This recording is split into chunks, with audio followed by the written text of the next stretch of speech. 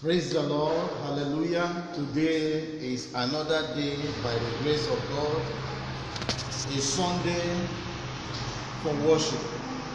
Let us pray. Oh God, our Father in heaven, we give you praise. We worship you because you are God from everlasting to everlasting. There is none like unto you in all the earth. All the things you have done, both visible and invisible, worships you. We acknowledge that you are God. We acknowledge that you are superior over everything because you created them and you own them. You rule over the affairs of men and all things. Therefore, we gather this morning in worship. We ask that your name be exalted. In the name of Jesus Christ, amen. Come into our hearts, come into our environment, both here and everywhere, and bless us as we draw unto you in worship. Grant that our meditation time shall be accepted unto you. Bless everyone who anchors into this program, and grant that your word shall come expressly, and we will all gain understanding. Thank you, Heavenly Father, for in Jesus' mighty name we are praying. Amen. Beloved friends, you are welcome to yet another Sunday, the second Sunday after Easter. We are still celebrating and rejoicing in the resurrection of our Lord Jesus Christ. Therefore, I still prophesy that Jesus will reveal himself to you and that you will be a carrier of his grace as you manifest his power. In the name of Jesus Christ. Amen. Before we settle down into the reading and interpretation of the Word of God, let us sing from the Revised Church Hymnary number 2. Revised Church Hymnary number 2. Round the Lord in glory seated. Round the Lord in glory seated, cherubim and seraphim. Fill temple and repeated, each to each the alternate hymns. Lord, thy glory fills the heavens, and his will, his fullness come unto thee. Be glory given, holy, holy Lord. We raptured before him with his holy church below. Does conspire with to adore him, bid with us our anthem flow. Lord, thy glory fills the heavens, and his will, his fullness come unto thee. Be glory given, holy, holy Lord, thy glory fills the heaven. Lord, thy glory fills the heavens, and his will, his fullness come unto thee. Be glory given, holy, holy Lord.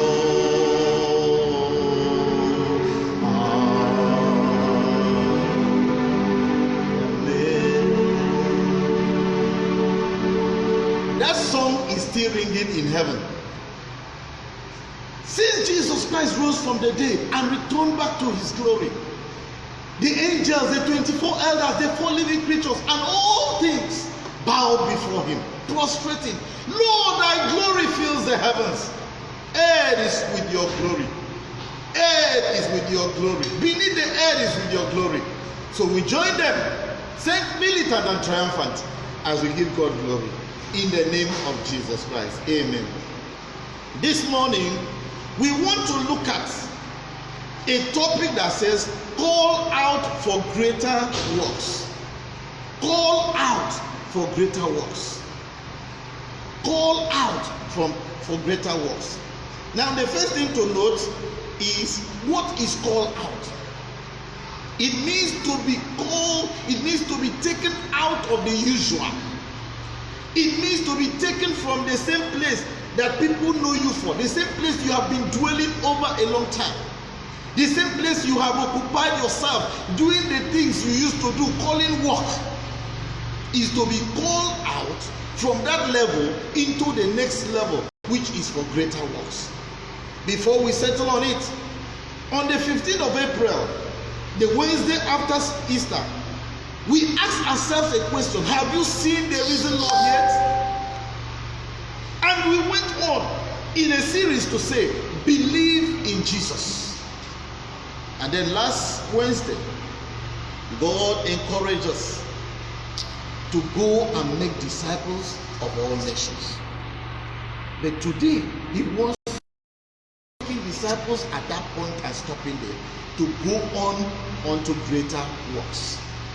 I pray that God will open your eyes and your understanding, that you will now understand what is greater works, and then you now get into that level in your service to God, as you begin to show, as you begin to do, as you begin to evangelize, as you begin to enlarge the kingdom of God, even in a greater dimension.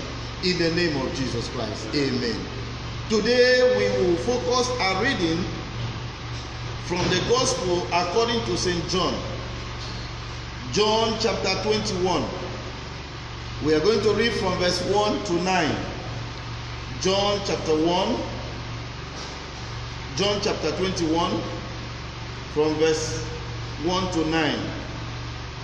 That's the last chapter of John. John chapter 21, we're reading from verse 1 to 9. Hear the word of God. After Jesus appeared again to his disciples by the Sea of Tiberias, it happened this way. Simon Peter, Thomas called Didymus, Nathanael from Cana in Galilee, the son of Zebedee, and 2 other disciples were together.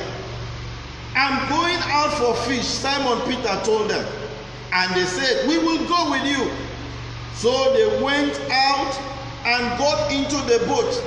But that night they caught nothing. Early in the morning, Jesus stood at the shore. But his disciples did not recognize it was Jesus. He called them, friends, haven't you any fish? No, they answered. Jesus said, throw your nets at the right side of the boat and you will find some. When they did, they were unable to haul their net in because of the large number of fishes. Then the disciples of Jesus, whom he loved, said to Peter, it is the Lord. As soon as Simon Peter heard him say, it is the Lord, he wrapped his outer garment around himself, for he had taken them off, and jumped into the water.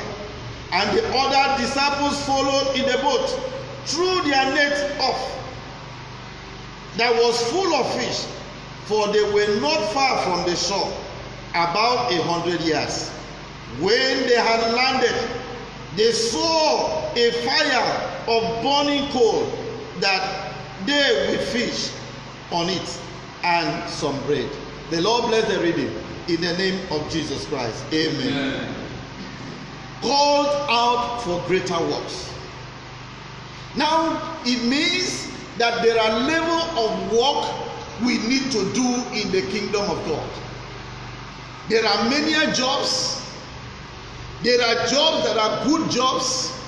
There are jobs that may be better jobs. yet there are jobs that are greater. So in frequency of our service to God, we must make progression.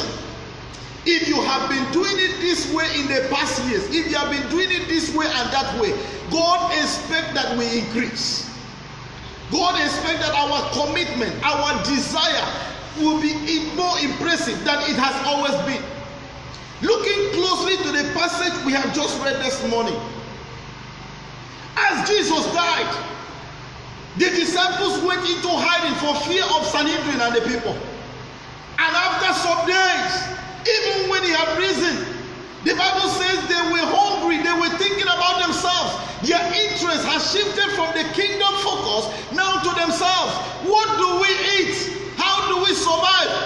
The man that used to bake bread for us, the man that used to provide our needs, the man that used to carry us along is no more with us. As they were sitting thinking about it, Peter said to them, I want to go fishing. And quickly the other said, yes, we were first fishermen before we were called. We were fishermen before we were called. So now that we were called to fishers of men and the ministry seems to be over, we want to go back to fishing. So they followed. Now in the character of the disciples, Peter had a very prominent position.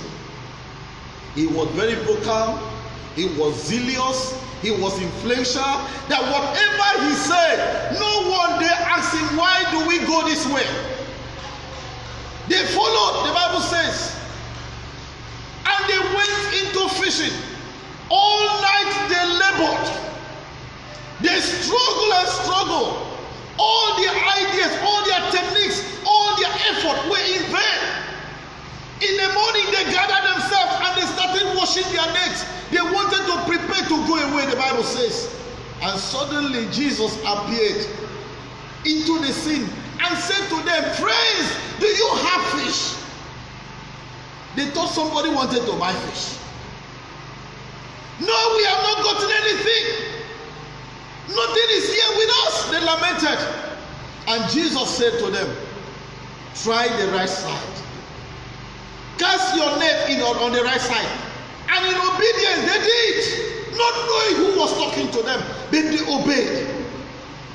They casted their net at the right side. The Bible says as soon as they did, fishes that they never saw all over the night all gathered themselves into the net. It was a wonderful experience. They could not haul back their nets. It was very heavy. And one of them, John Beloved, now turned to look at the man that gave the command. And looking intensively, he said, Peter, it is the Lord. It is the Lord. He's the one that can do such a thing. All power in heaven and earth and beneath the earth is in his hands. He's the one that can decree a thing and it comes to pass. He's the one that can do this. And when Peter held it, the Bible says he jumped into the water. Others followed. And they went and bowed before him. They went to acknowledge, yes, it is true, you can do it. Dear people of God, I want us to see something here. Could it be that their works were always on the wrong side? Yes, it may be true. They could be laboring, yet not laboring for the Lord. At that point, they had left the ministry. Remember, Jesus Christ at the call told them, you are now going to be fishers of men. At that time, they were supposed to be fishing men, not fishes. They were at the wrong side. Many Christians, many church members, many followers of Christ are now doing the wrong thing. No wonder there are no evidence of our proclamation of the word of God. Because we choose to do the wrong thing. We choose to pursue the wrong thing. We choose to act wrongly. We choose to behave wrongly in every way. But when Jesus came to the scene, things turned around. The Bible says they had a wonderful catch. Dear people of God, I want you to look again into your life. Where you are today, in the things you do, what level of work can we call it? Is it greater works or not? The Bible says in Acts chapter 9, from verse 1 to 20, that there was a man called Saul. Saul was somebody who was so zealous. The Bible says he was killing the believers. He was moving from place to place, killing Christians. What level of work was that? He was walking, but that was the wrong work. The Bible says he went into the next level of commitment. He went to the authority and said, give me a letter. I want to go to Damascus and kill them. That was at the second level of his work. With zeal and commitment, he was willing to do everything, yet he was doing it negatively. Many people are serving the Lord in the wrong way. Many people are pursuing Christ, yet the things they are doing are antichrist. The way we speak, the way we live, our life does not show that Christ is evangelized in our lives. So this man, Paul, now Paul, but then Saul, the Bible says he went on doing wickedness. As he continued, he went to a point in his life where he encountered Jesus on the way of Damascus. And when Jesus Christ was now to minister to him, he said something in verse 15 of Acts chapter 9. What did he say? It was when God was speaking to Ananias. He said to Ananias, but the Lord said to Ananias, go, this man is my chosen instrument to carry my name before the Gentiles and their kings and before the people of Israel. That was the level of another level of job. He was doing the wrong job. He was pursuing Christians, killing Christians. Yes, he helped in making the word of God to spread, but that was not the ultimate work he was supposed to do. The ultimate work was to evangelize. So God called him at this point. He said, Ananias, he is my chosen instrument. I am going to send him to the Gentile nations. I'm going to send him to the kings. I'm going to send him to the people of Israel. And then he went on and said, in verse 16, and I will show him how much he must suffer for my name. Suffering is another level of calling for Christians. So dear friends, as you watch me this morning, I just want you to evaluate your work. What kind of work are you doing for God? You may be in the church, you may be doing one thing or the other over the years. Are you sure that is a greater job you are supposed to do? God is calling us to come out from all other things so that we can begin to serve God well. I welcome you to this level of service as you serve God from grace to grace, even to the greater point. In the name of the Father, and of the Son, and of the Holy Spirit. Amen. Oh God, I pray for my viewers that today we will no longer dwell in our comfortable zone. We will no longer be satisfied where we used to be, but we will move from there to the next level. Called us personally, called us individually, called us in our homes and everywhere, and open our eyes to see and to know of those greater jobs you have prepared for us. Bless us and bless our families. In the name of the Father, and of the Son, and of the Holy Spirit. Amen. God bless you. By God's grace, on Wednesday, we will be meeting by 6 p.m. to share our midweek fellowship. I invite you to join again to this as the blessings of God will continue. Thank you and God bless you. Bye.